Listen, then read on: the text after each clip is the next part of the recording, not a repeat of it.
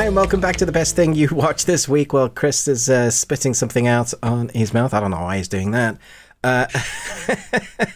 You all right there, Chris? Do you need a moment? I'm fine. See, nobody saw the other part where you had the stuff in your mouth for the thumbnail. So I was just, What part? I don't know. What you talking about? Yeah, exactly. Thank you so much for joining us. This is a weekly podcast / videocast where we talk about the best things that we both saw. Some of it will be what we reviewed. Some of it will be exclusive to this podcast. And talking about exclusivity, we do an exclusive movie review, one that we haven't seen for a long time, or haven't seen, both of us, that we do in the exclusive audio bit. And wherever you're listening to podcasts, that is where you're going to find that, as well as entertainment news and what we are looking forward to. And then to top it all off, we have a Patreon, which we've been adding to mostly almost every week, at TV series, movie series, little clips when we get together, stuff of me having diabetes. There's so much going on there on the Patreon. So thank you if you are a patron. It means the world to us. It does help us offset some of the costs, as well as maybe getting together again in the future. So that is like on the docket, on the planning for the future. So it really does help. So do check that out. Check us wherever we're out. Look at each other's channels. And I think, without saying any more of the words of all the stuff, and if you're still with us, thank you. If this is the first time, thank you. We both have beards, and that's why our patron's called the Bearded Ones. But this is the best thing we watched. Chris, how you doing? Hey, good. I'm good. Last week as we were recording, I had some internet issues, which was less than ideal. I think those have been solidified and fixed. So then I sent you an image of how great my internet is. Dude, that was just wrong and mean. Just, yeah, no. So, anyway, this has been, the last couple of weeks we have, or at least I have felt like I've been struggling to find things that I really wanted to talk about, because while I had maybe one or two things that were like really good, the other stuff was just kind of mediocre, but it would bubble to the top in a week of mediocre. So I don't know what that means. You know what I mean? Is this really good? Is it not? This week, though, I'm actually going to have to temper myself on how much I talk about, because I watched a lot of good, entertaining content. Okay. And yeah. So I don't know. Was your week like that too? No, mine was less. I went more to old stuff. So interesting. Oh, okay. Well, good. Well, it'll be a good discussion. Before we do that, though, let's dive into the movie quiz. What do you think? Okay. So this may be my last week. I don't know, because nobody truly won. Nostromo, we're giving partial credit because, let me give you the answers first. Number 1 was Ferris Bueller's Day Off. Nice. Number 2, Transformers, Dark of the Moon. Oh. And number 3, Mission Impossible, Ghost Protocol. That's what it was. Yeah. So Nostromo got Ferris, and then he knew the franchises. He knew that the second quote came from Transformers and that the third quote came from Mission Impossible. Just couldn't identify which particular movie. So partial credit there. I mean, that's still pretty good that you even knew the franchises. So especially the second one, the Dark of the Moon. But now we've got 3 more. Okay. You good to go? Yeah, let's do it. Okay, I'm waiting to fire you. Yeah, I know, right? Yeah, okay. So number 1, the safe word is whiskey. Okay. Okay. Number 2 is a back and forth. So one line from one person, one line from another person. In another life, you'd made a... Let me start over. In another life, you'd have made an excellent criminal. Yes, and you, sir, an excellent policeman. I think I know this one. Okay. All right, and the last one. Well then, I confess, it is my intention to commandeer one of these ships, pick up a crew in Tortuga, raid, pillage, plunder, and otherwise pilfer my Weasley black guts out. Yep, I know 2 of those. Yay! Yay. So let us know if you know those. Just put the titles in the comments there. We'll give you a shout out next week. Best of luck to you. But now, Ruben, I think you have a question for us, right? Yeah, this is going to be very subjective, and it'll be on personal. So let us know in the comments what you think, what it is for you. So basically, I'm asking Chris, what is the film that has had the most emotional impact for you, whether it's the end or a moment in the middle that sticks out? There's a moment that always gets you, like gut-wrenching. Like the one that just comes to me is Frank Darabont's is it The Mist? Yeah, The Mist. Because the ending is so heavy, and I'm basically always shouting at the screen. If you haven't seen it by now, you need to get on top of it, but I can't really tell you what happens at the end, because if you haven't seen it, that ending is the thing that makes the film. But it also is the worst ending. Do you know what I'm talking about? Have you seen it? No, I haven't, because I read it. That's the Stephen King short story, right? Right. Because I have read that, and I believe they changed the ending from the story. I think so too. Yeah, because I believe, if I'm remembering correctly, the short story has kind of a it just kind of ends a little bit. I mean, it's melancholy, but it's not shocking or awesome. Yeah, I don't know. Yeah. Okay. I love the film, and I always want to watch it, but I always want to switch off, like just the last 5 minutes, because then it didn't happen. Gotcha. All right. That's a really good question. I mean, I can think of moments that touch me, like in different movies that stand out. Like Green Street Hooligans, where Elijah Wood is doing a voiceover, and he talks about how it changed him once he realized he wasn't made out of glass and he could take a punch. Now, it's not about taking a punch so much that impacts me. It's just knowing that you're stronger than you believe you are. You know? Yeah, it's a great film, actually. But it is, yeah. There's Dead Man? No, that wrong one. Dead Poet Society. You know, when Ethan Hawke finally stands up, and he stands on his desk. You know, just that moment, or even one of my favorite movies, The Way Back, where it's towards the end of the movie, and Steve Carell is frustrated. They're all leaving, and he goes to grab the kid to come on, to leave, and Sam Rockwell steps in front of him. Yeah. Those it's just great moments. There's a moment in Harry Potter, the 8th movie, where they're all being attacked. The music is really swelling. The score is incredible, and the teachers need to protect Hogwarts. And the teacher in charge, what's her name? McGonagall? Yeah, McGonagall does locomotive, whatever that spell is. And then she goes, I've always wanted to do that spell, but when you see the statue men drop and the music goes, I always get shivers and swelled at that moment. I'm like, oh my gosh, that's freaking awesome. That's a great one, especially because she's also talking about, now is your time to protect the school. Yes, yeah, the whole speech. Yeah. Just shivers on my arms. And that's when the teachers stand together and they shoot and they just build the shield. And I'm just like, this is freaking awesome. So good. Yeah.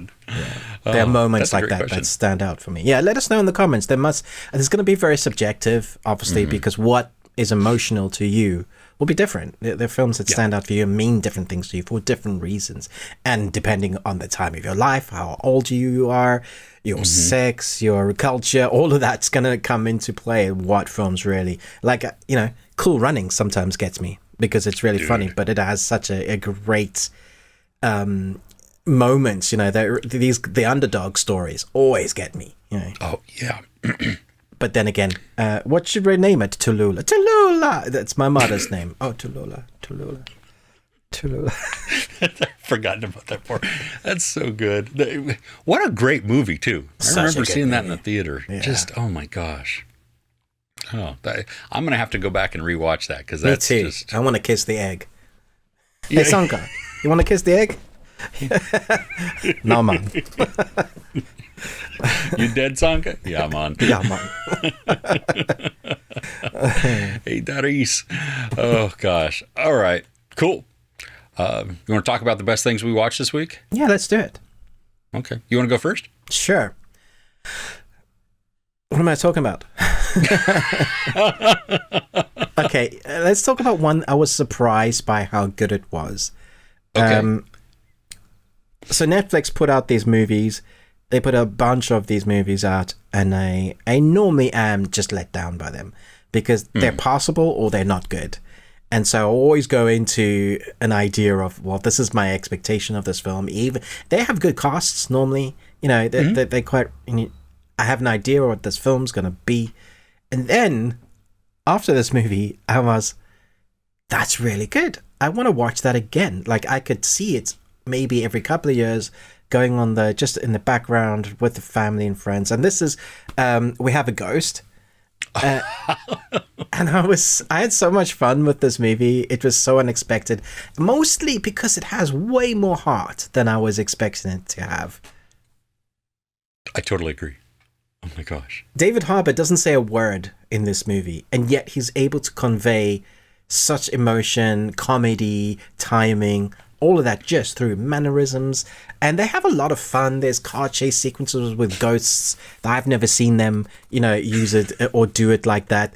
It reminded me a little bit of the Matrix. I think they even referenced that in the film. It's like, oh, you're looking like the Matrix guy. Because you have the twins from the Matrix Reloaded that are able to phase in and out of the cars. It's when he puts on the glasses, right? Yes, yeah. Exactly. But then there's a relationship between the younger son. Is it David? Mike?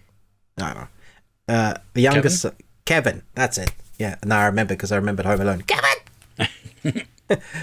Kevin and David Harbour, their relationship is the heart of the film, and that's what draws you in. And then you have the broken relationship of the family that need to sort themselves out because they're not in a good way. The father's trying to be a father, but he's doing it all in the wrong way, really. The mother's fed up with how they're doing things, and she's just trying to keep the family together. You have the oldest son who's like into weightlifting and being really good looking and swiping, that kind of family stuff. No phones at the table. So it sets out your traditional family really well. Different role for Anthony Mackie, I thought. It was nice to see him playing that role. I think it was a little bit underutilized, but I understand where the heart in the story was. That's what the film was about. But then you have all the extras in it. So you have Jennifer Coolidge.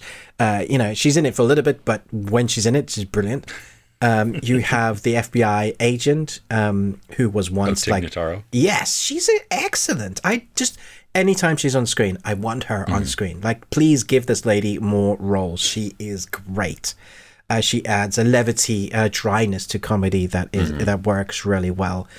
Although she didn't really play that role this time, I still got a little bit of that from her. Maybe that's because I know her that way. But even just having her, I thought added. And then I thought the effects were good.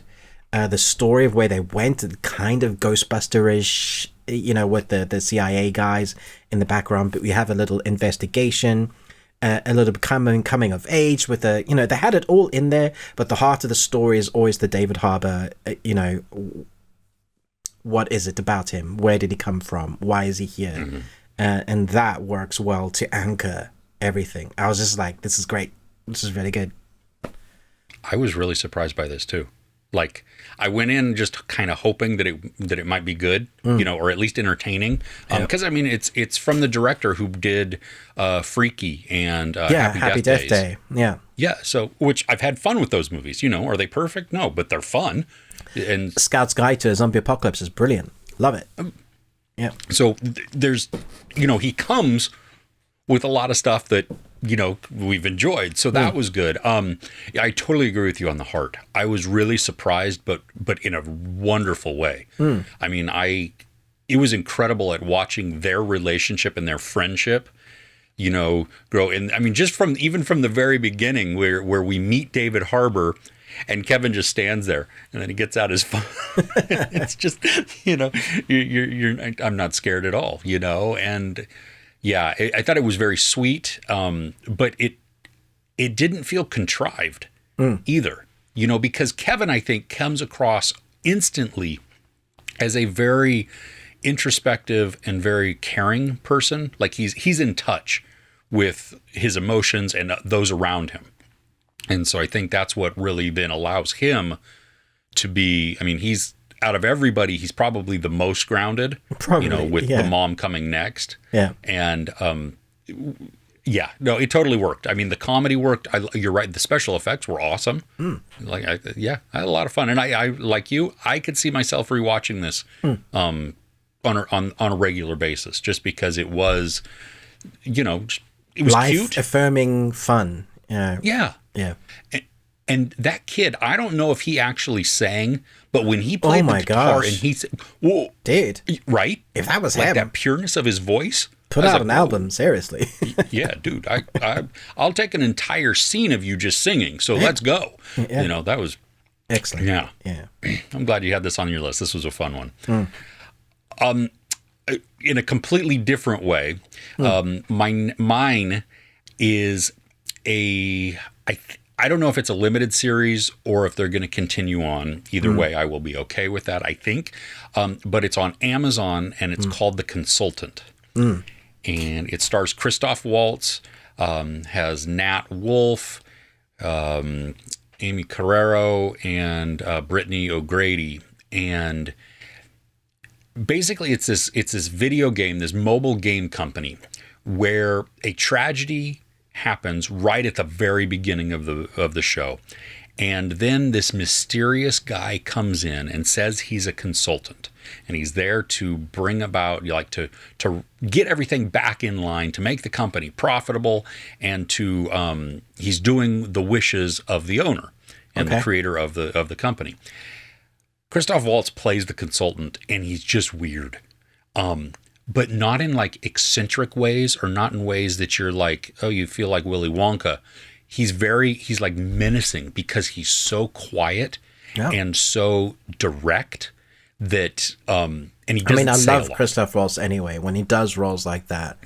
Well, the Quentin Tarantino film. Inglourious Bastards. Oh my gosh. Like, dude. So the vibe that you get from him, especially when he's at the beginning of the movie, when he's in the house and Shoshana runs away, that whole scene with him, that's kind of the energy that he brings to this, where it's unsettling and you're like, Now, there's a mystery that's involved in this. There is, you could almost call it a little bit of sci-fi, maybe. And it all works because they don't exploit it like they don't go off the rails like in sci-fi. There's just this little angle to it where you're like, I don't understand how that would work. But in the world that we're building, even though you're not giving me an explanation for it necessarily, I can see how it makes sense, and the way that they build the characters and everything. So it's 8 episodes, 30 minutes each. Dude, could not binge it fast enough. Wow. It was, it's unnerving in ways because it's so quirky, and yet you don't know what's going on. And yet, you're watching it play out. So it's not like I think the mystery comes from who is the consultant and why is he there, and why is he this way? Because things don't totally make sense, and they don't add up in the way that you think they. So you weren't sure whether it was a limited series. So does it not wrap up then? See, that's the thing. It does, but then it opens up another little avenue to continue the story on if they needed to. Or you could view it as kind of like, well, this is what he does. We've seen a full example of it, and he's going to do it again. Or he set up things. Things have been set in motion, at least. Not that he's going to do it again, but things have been set in motion that this could repeat. Right. So if a new season did go, I don't want the feeling to be the same. I need it to be, you need it to be different, because rinse and repeat is not going to be. It won't even be watchable at that point, because it's just kind of like, I've seen all of this before. I need something different, some new angles. The cast works really well because they're just exasperated as they work around Christoph Waltz. Okay. Yeah. So it is. It's on Prime in the U.S. I think it might be Prime all the way around. I think it's all the way around. Did it all drop? Yeah, all at once. So you can binge the whole thing, which that made me even more happy. So that it's, everybody can you don't have to wait week to week for a 30-minute episode. Yeah. And I think, at least for me, once I started, I couldn't stop. Right. Because just the performances, the vibe from the entire thing, the way it's shot, the patience in some of the storytelling, even though it's a short series, I mean, they it's patient in certain aspects to really get you hooked.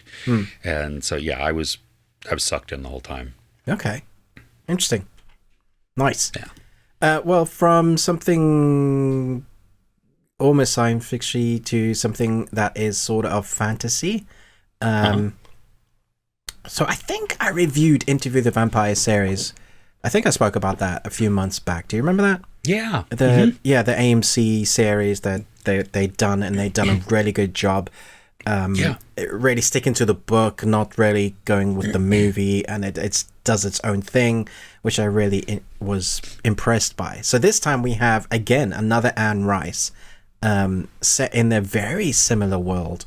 And I've only watched one episode, but I wanted to bring it to everybody's attention. I've got the screen, so I'm going to be watching the rest. There's 8 episodes, I believe, and I think they're all out now, so you don't need to, literally yesterday, I think, was when the 8th episode aired.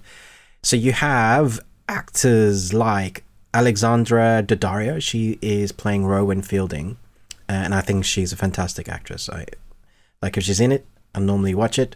It's called The Mayfair Witches, and it follows a neurosurgeon who discovers she is the unlikely heir to a family of witches. She must contend with a sinister presence that has haunted her family for generations. So what I really liked about this, it sets up a really nice story. So you see her doing her surgeon work. It was all grounded, almost like a medical drama.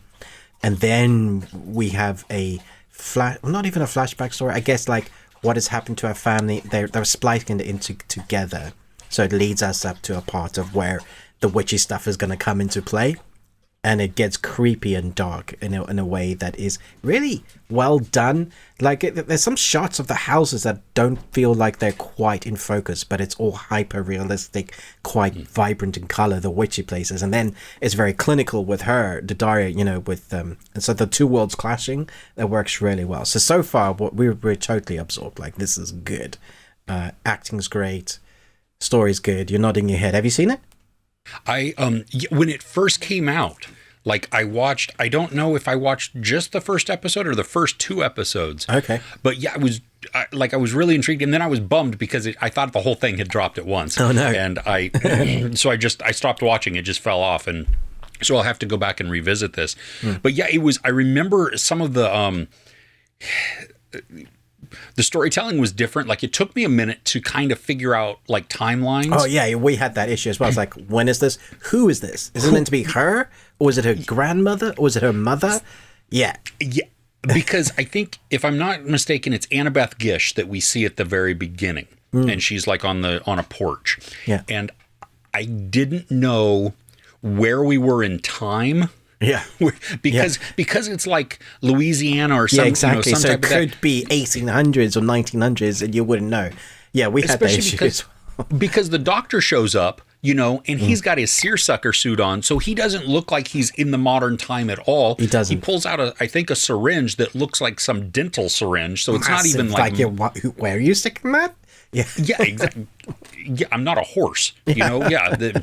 So it was hard to tell there, which wasn't necessarily a bad thing. I was trying to figure out where in the timeline we were, because that affected then my perception of who I was looking at. Exactly. But by the end of the first episode, you do know. Yes. Yeah, and it makes sense. You're yes, oh. Yes. And it gets dark. Does it end where some cars at night?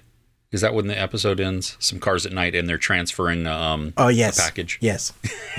Nicely done. Yeah, the package. Yeah, it. Yeah. So yeah, it is. You're right. It's very intriguing. I was like, ooh, this is kind of cool. And now that it's all out, that's really good. I'm glad for that, because now I can go back and I'll watch. Yeah. So. Yeah. So I'm hoping it sticks the landing. Apparently, episode 8 is a doozy, so I presume they're wanting to do more. Did I hear that it had already been renewed for season 2? I think it might have been. Even Interview the Vampire, I think, has been picked up. So they're one of their best starting series, like well received. So yeah, nice. That's good. That's good. Cool. So I want to talk about a crazy movie. Saw it this week, and it's funny because people, I believe, are either loving or hating it. Bless you. Bless you. Go for 3. Go for 3. Yes, we got a triple. Yes. I'm glad that made you happy. I'm easily amused.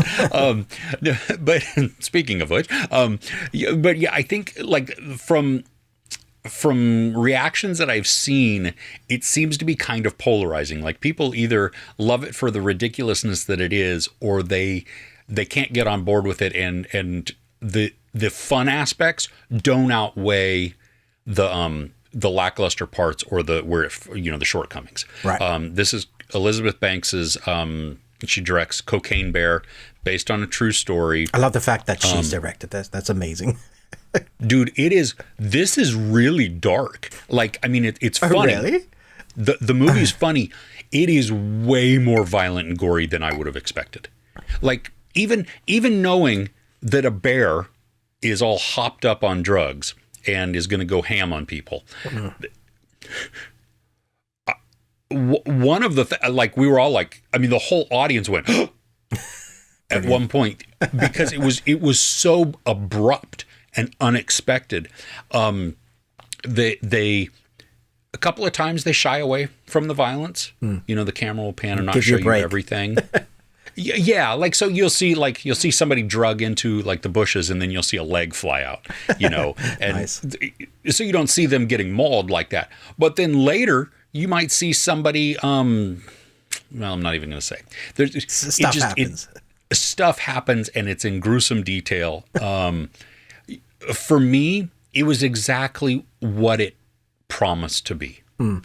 A crazy, weird movie that is just kind of frenetic about a bear going on a massive drug trip, and then the people trying to recover it. I believe the beginning of the movie, it starts off good, and then it kind of falls apart for a little bit. Okay. Like, it doesn't know the tone and the the direction, or it didn't have its footing. And then it regained it. And then I was on board the whole time after that. I think it's just getting established. Most of the characters are strangers to us. I mean, we get enough information here and there to have a mild concern for some of them. I'm sorry he died that way. Yeah. Yeah, but it was crazy. There's this one character, and I had said this in my review, that he starts off as almost a nobody, and he's very annoying at the beginning, and then he's my favorite character at the end. That's good writing. Yeah, well, and especially because, and I think the acting too. I think he really he becomes endearing because in the very brief moment that we see him at the beginning, he's a dirtbag. And then we get to remove him from that context and get to know who he is outside of that. Dirtbags are people too. Yeah. What? What was it? Dirtbags are people too. Yes, exactly. exactly. So, it's 95 minutes. So it's quick. It doesn't outstay its welcome. Are there problems with it? Of course there are. Some of the CGI, especially with the kills, some of the blood or something like that. The bear didn't bother me. There was once or twice where I thought, okay, you look CGI, but then a lot of it, you're like, that's not bad. That's compare it to the CG from Idris Elba's Lion movie. See, for me, I didn't mind that one either. Okay. Not all the way through. There were definite points in there where you're like, that What did that you do? was Oh, that was very computer generated there. But there were other times where you'd see hair flowing and stuff on the mane or something, and it didn't look bad. So it's way more passable. I mean, I think if you want to find fault with the design of the bear, then you will find the fault with the design of the bear, because it is not perfect. But it was made by Weta, and wow. they do pretty good work. They do all right, yeah. Yeah, I think they're the best in the business, to be fair. Yes. Yeah. So I mean, the story is thin because in truth, the story's even thinner. I mean, it's, so they took a concept. This is like Snakes on a Plane. It's Sharknado. It's B horror movie. It's probably better than Sharknado, but it's B horror movie, and that's what you should expect, right? Yeah, except with a lot of heart to it too. That's the other thing. Like, I didn't expect, and from different angles. Also, that's the other thing. Like, you're like, whoa, I didn't expect me to connect with these people like I did before they got eaten. Yeah. yes. Yeah. So it's, for me, totally worth seeing. I had a blast with it. It was everything I wanted it to be. Would you tell people to go to the cinema to watch it, or would you say absolutely. Wait for it? Oh, really? Okay. Yeah, especially in a group setting. Like, I would go in the first weeks, where a lot of people are seeing it, because you want to watch it with people. Yeah, that collective. It'll be interesting to see when I watch it, like when it comes to streaming or something, to see how is it when I'm watching it in a house just with me by myself, or with my family or something like that. There are still going to be points where I'm going to laugh out loud at how the violence catches me off guard. Where you go, oh! Yeah, no, for sure. Did you take any of your family with you to watch this one? My wife went. Okay, what did your wife think? She had a blast with it too. I mean, she agreed that there were issues with it, and she like me. We both what's her name, Margot Martindale, I think. She's a phenomenal actress, and she's typically very dryly sarcastic, but it's like excellent. And this, I don't blame her. I just blame kind of the writing. She just felt off. Like, she wasn't clicking with. So it didn't totally work. And I think that was more of the tone of the movie, or tone of the story within her character and stuff.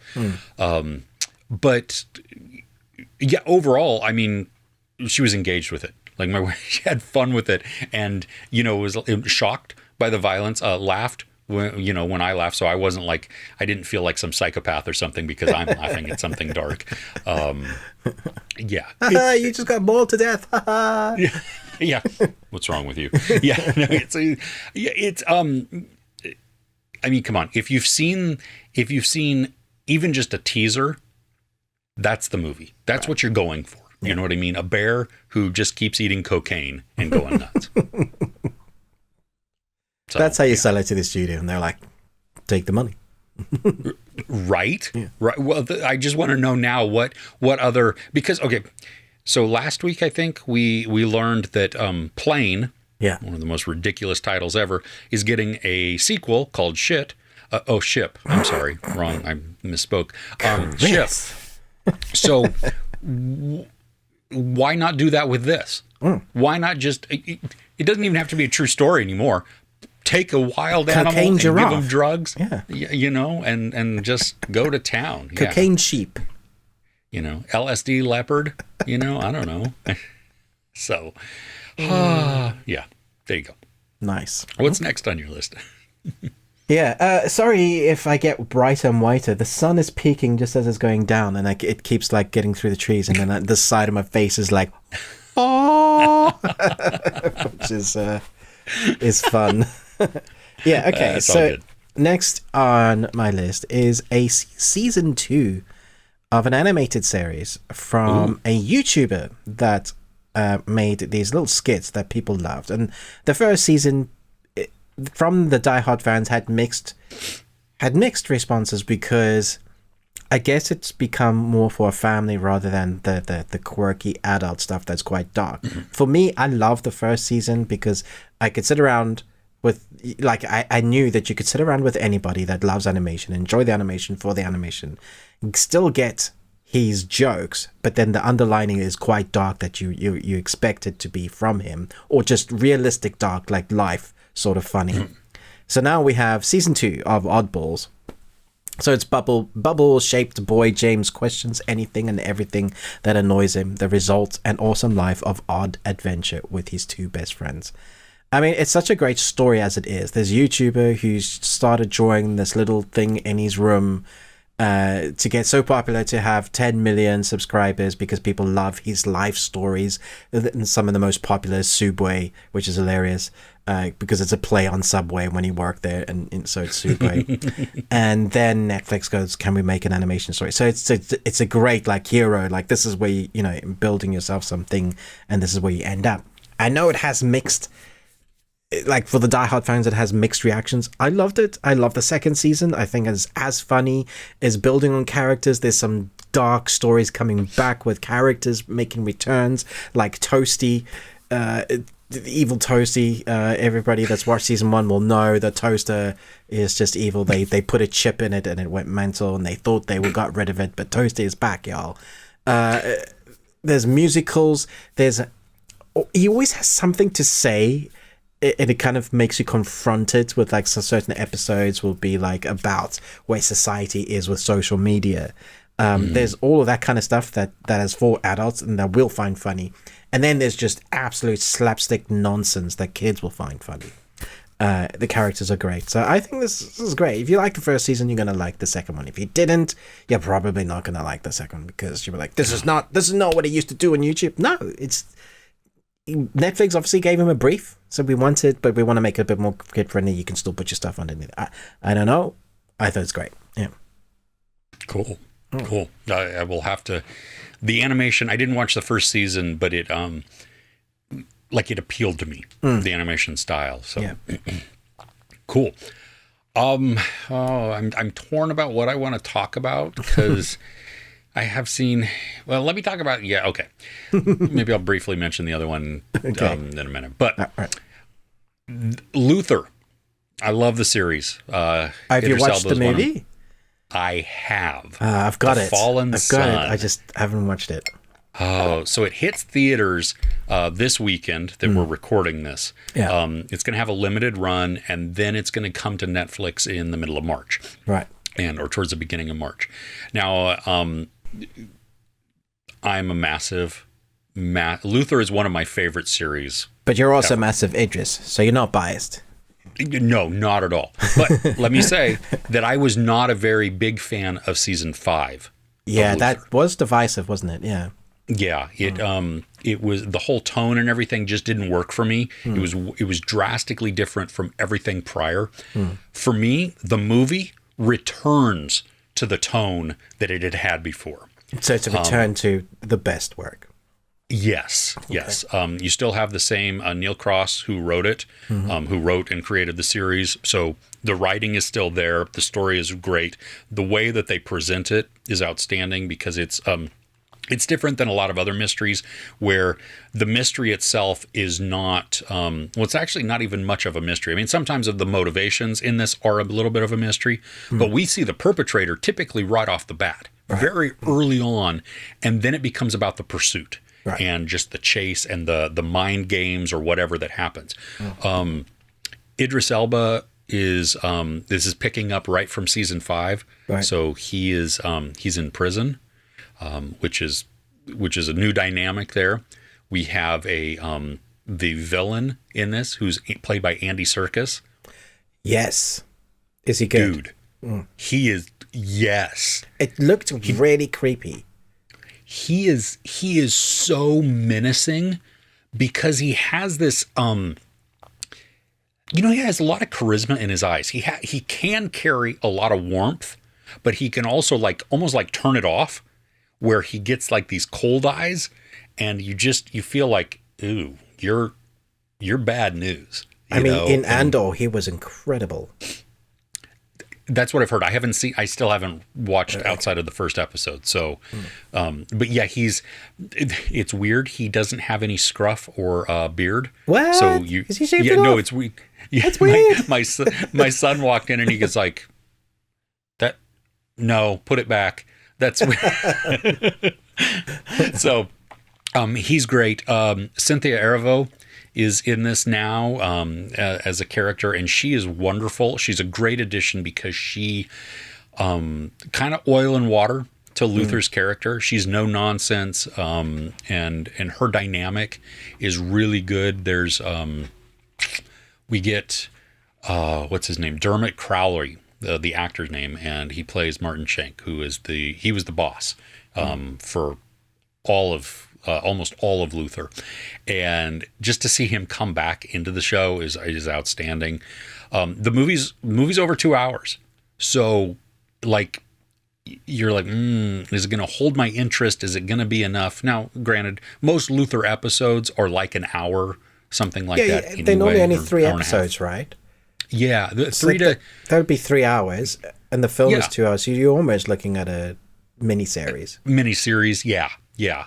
And it is, but there is a ton of intensity in this because there are a few, I mean, you have the overall pursuit of the bad guy, and there are unknown time limits, which add this vague urgency. I mean, you know something bad's going to happen, and you know that it's coming quickly, but you don't know how quickly. And so they're running against a clock that they don't know where it's at in the timeline, you know.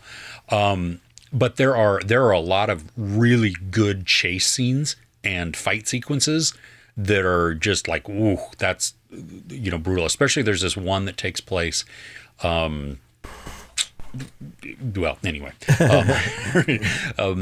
this I would go see this in the theater. I don't think also you need to be a Luther like. I was going to ask. I don't think you can see the movie without seeing Luther the series and be able to follow along. Okay. It is not going to be nearly as emotional, nearly as touching or as engaging as. If you have all that context of 5 seasons of Luther, yeah.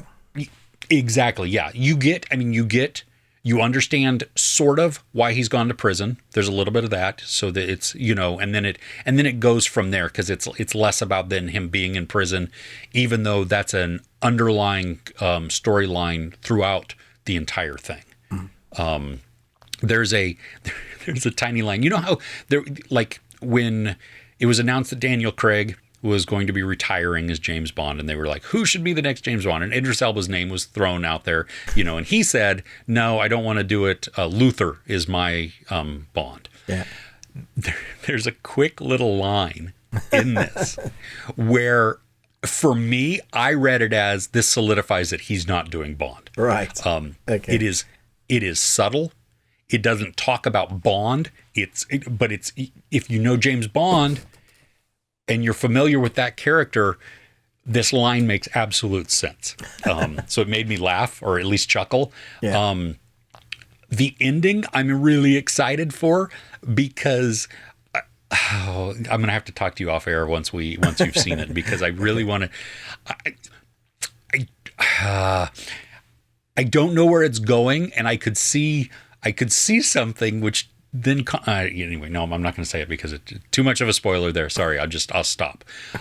Anyway, it's very fun. It's very engaging. It's an exciting story that is very dark. Andy Serkis plays a wonderful villain in this. The imagery that we get is it's foreboding, and it's disturbing at times. Like you're just like, oh, that sucks, you know, and you're looking around what the characters are seeing and stuff. There's definite excitement. There is plot protection. There are character conveniences that are put in there. I think for me that was more so to help the story move along versus, you know, just to keep X from happening at this point. Yeah. But it wasn't big enough for me to be like a monster negative, but it is there. So, you know, I have to at least acknowledge that. So, yeah, nice. fun. Let me change my battery quick. A few moments later. Nice, yeah. I'm looking forward to watching that. So hopefully it lives up to the rest of the series, but we'll see. Yeah, I would put it above season 5. Okay. Absolutely. I mean, you need to see season 5 if you want the full arc and all of the full emotion. Watch season 5 first, and then get this. But as far as quality, or at least like story enjoyment or tone, this is way better than season 5. Okay, great. Okay, so Michelle Pfeiffer is married to one of the best writers in the world. Did you know that? I did not know that. Yeah, she is married to David E. Kelly. Really? Yeah. Which is incredible. When I was looking at his work, I was just like, dude, he is a genius. Anyway, so I went back to and watched some old stuff this week, as I mentioned earlier, and I've gone back to one of my favorite, I haven't seen it for years, but one of my favorite lawyer programs. And David E. Kelly was a lawyer before he turned to screenwriting. So it makes sense why this is so good, but it's the balance between comedy and lawyer stuff that really works well. It's called Boston Legal. Danny Crane. It's got James Spader, William Shatner, Candice Bergen, and I can't even begin to name all the great cast that end up in this series. But let me just say that the camaraderie and the brotherly love that William Shatner and James Spader have as Alan Shaw and Danny Crane is genius. They carry the show without a doubt, and then there's the others that are in the firm. But Alan Shaw's character, he's the lawyer that wants to, or does, he's a broken man, very much so, but he's the guy that will take the cases on that nobody wants, the weird, wacky ones, and that's what you end up with. We've watched the entire first season this week. That's like, oh wow, 16, 17 episodes. That's how much and Kirsten was like, no, I don't like this seems too cheesy, and I don't really like those characters, they don't seem nice. And then a few episodes and she's like, damn, this is really good. I know David E. Kelly's writing, he just writes characters so well, you can't help but be involved, being drawn into those characters. And what I was amazed by is because it's fairly old now, it's 2004 when it started. I thought this would have aged, but because it's all cases that revolve around people, the technology doesn't really come into play, so it's just dialogue lines in a firm, relationships, you go a bit soapy in places, all that kind of drama. Sure. But because it's written so well and it's acted so well, and you have charisma from William Shatner and David Spader, if you've seen Blacklist and you haven't seen Boston Legal, you'll know that he oozes charisma. If you've seen The Blacklist, which is an incredible TV series, love it so much. But before he did Stargate, before he did all those other things that we know him now for, David Spader, he was in Boston Legal for 4 or 5 seasons, and the first season is just incredibly good. David E. Kelly is a genius. Nice. Yeah, I haven't.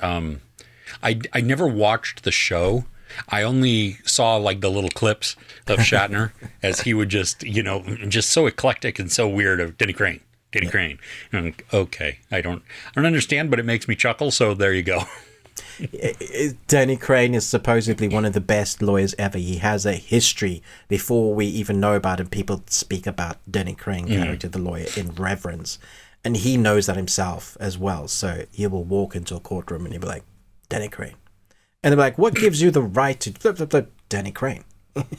when he handshakes somebody, he handshakes Danny Crane. There's a son character whose name is Donnie Crane. And those two can go on for ages. Donnie Crane, Danny Crane, Donnie Crane, Danny Crane. Like, who's the best? It's brilliant. It's really funny. So good. That's awesome. Yeah. Oh, nice. I'll have to check it out at some point. It's on. I'm sure it's on several streaming things. Yeah, we're watching this on Disney at the moment. Okay, so probably Hulu in the US. Yeah. Okay. Cool.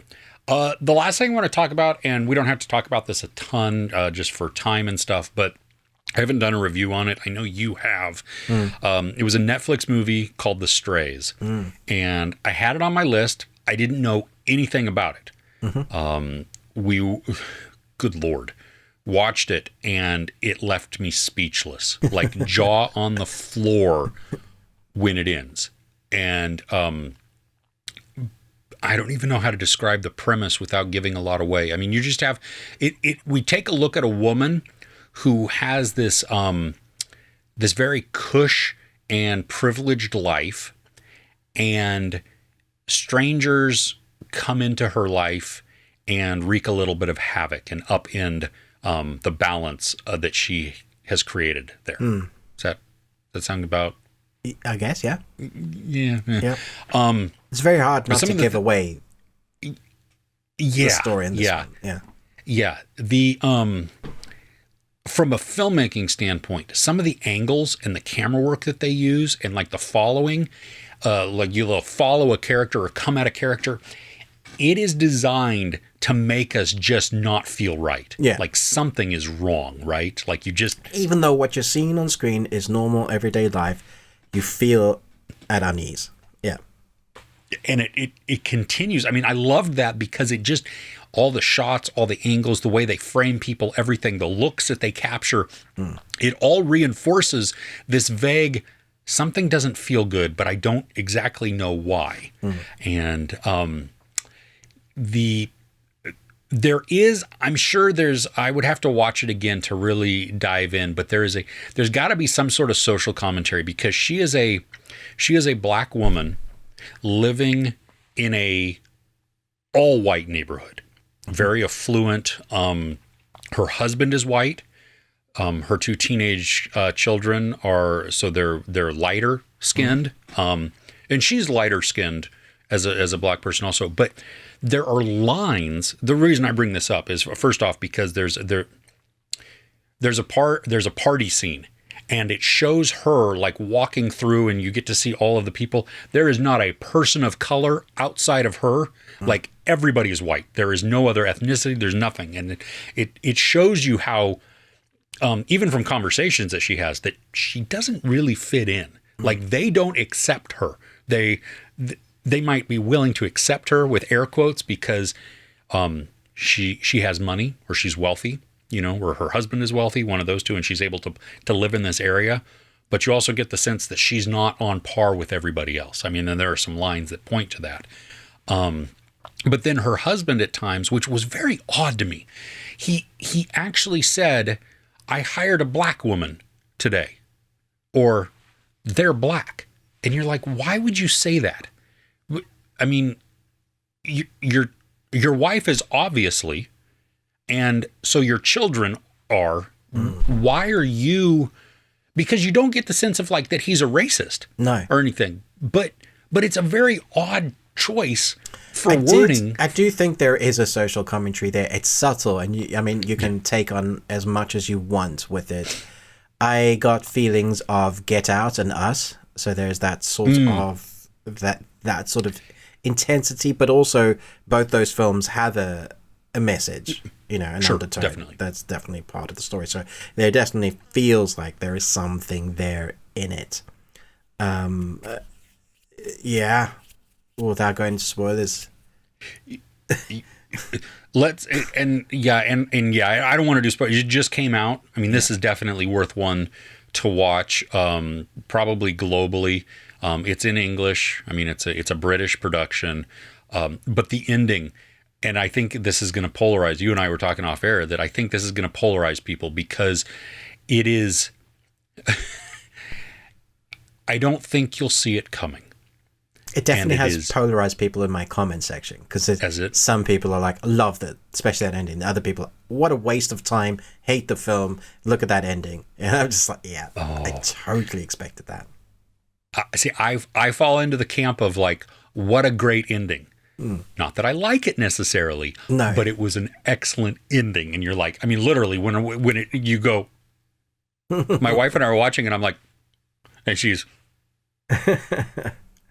both looking at each other. Just, did that actually happen? Wow. I know. Well, and I'm like, is there gonna be post-credit scenes? Is there gonna be something? And you're like, wow, that was like unexpected, and yeah, so cool. Nice. Yeah, I just wanted to bring attention to that. If you haven't seen The Strays,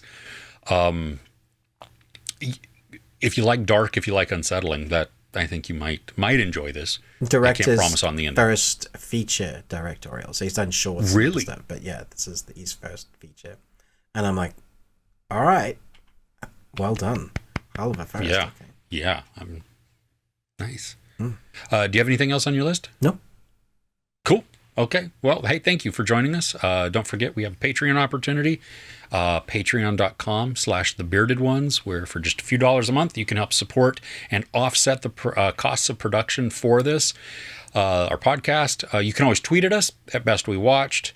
Please, if you're watching on one of our channels, go to the other one, Ruben with the Ruby Tuesday, me, Chris with Movies and Munchies.